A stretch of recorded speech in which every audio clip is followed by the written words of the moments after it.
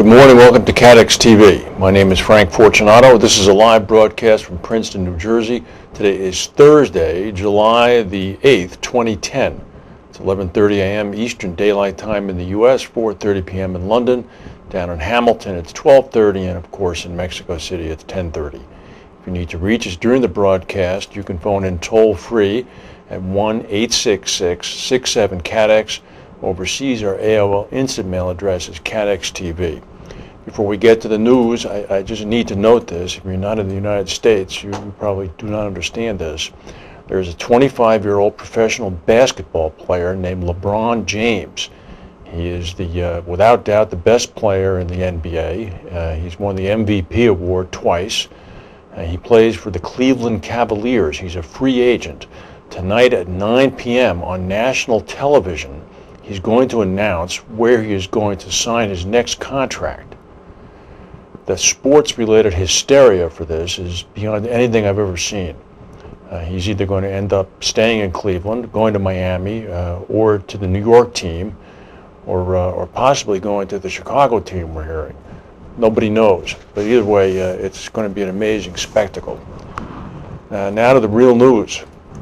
BP is making some news, actually, in the positive direction. The long-anticipated so-called bottom kill of the leaking well, which is a massive dose of mud and cement that's going to be shot through a relief well now being drilled, could actually take place sometime in the next two weeks or so, according to BP Managing Director Bob Dudley. In a perfect world with no interruptions, it's possible that we'll be ready to stop the well sometime beginning on July 20th. This was in an interview he gave to the Wall Street Journal. The relief well that they're drilling is right now moving parallel to the currently blown out well. It's only about 12 feet away laterally, and they only have to drill another 200 feet down before they're going to go ahead and intercept the current gushing well. The final approach is very painstaking. The engineers aboard the Development Driller 3, which is the floating barge that's drilling the new well, are penetrating the rock formation only about 10 feet at a time. Then they withdraw the probe, they withdraw the drill, and send out a probe that detects the magnetic signal of the currently leaking well. Then they obviously adjust their direction. Dudley also was interviewed on the NBC Today show yesterday, and he said also that they expect to get to it by July 20th now. More than one mud shot might be necessary. Each mud and cement shot could take a week to 10 days, according to BP.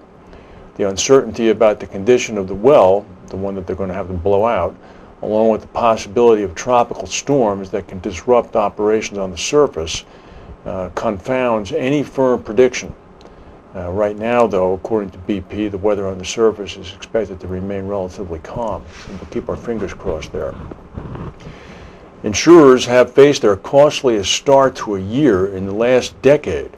As we know, there's been a host of catastrophes that have been floating around: earthquakes, hurricanes, storms throughout Europe, as well as cyclones throughout the United States, not to mention flooding. While Munich Re issued this report, they've said now that the first half cat bill for 2010 has already exceeded the cost of cats for all of 2009. Munich Re says that 440 events were registered in the first 6 months of this year. They all produced collectively a total loss bill of $70 billion. The insured loss figure is $22 billion. It's the highest loss this decade for the first 6 months, higher even than the previous first half record set back in 2008.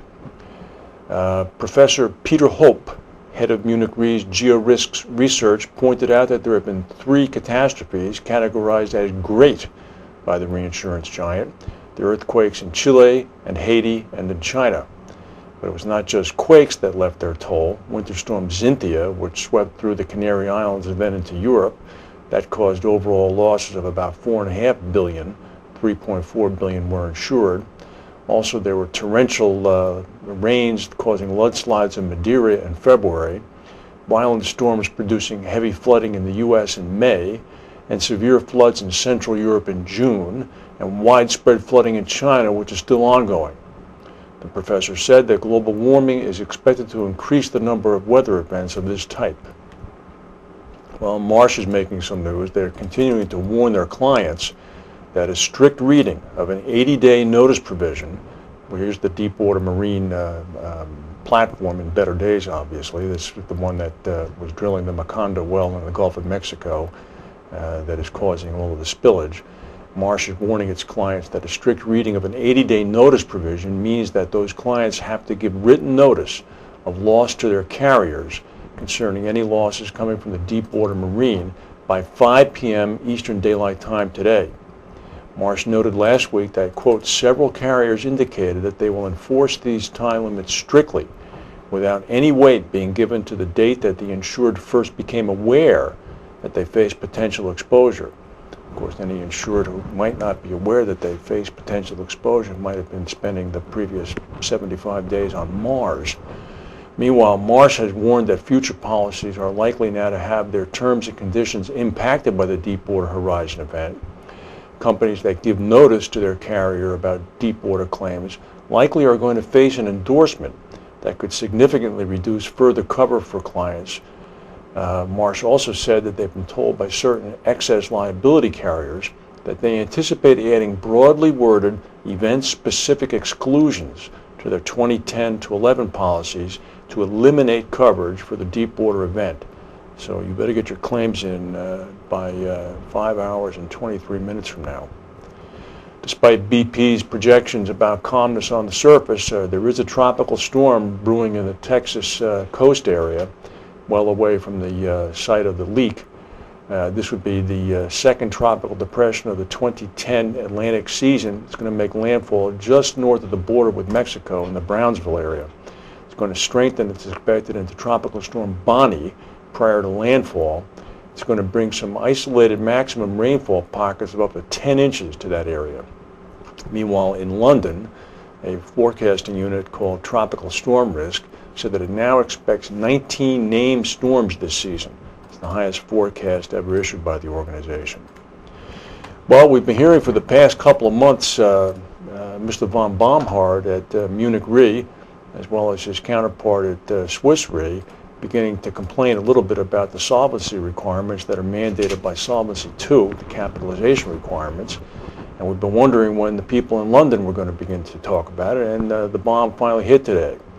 The Association of British Insurers has finally spoken out against, quote, excessive capital requirements under Solvency II. The appropriate level of capital requirements has been an ongoing debate, as I just mentioned. In a statement following the announcement, the ABI's Director General said, ultimately, excessive capital being required to be maintained by us would lead to higher costs and less choice for consumers. The European Commission said that it expects at least 60% of undertakings, insurance undertakings, and 75% of insurance groups to participate in a study now that has just begun that is going to last a year in order to determine what the true capitalization requirements of insurance companies and reinsurance companies should be under Solvency II. The U.S. stock market is up about 40 points right now. This is after a big day yesterday, the highest gain actually since May. We'll go to a word from our sponsors and come back with the rest of the news.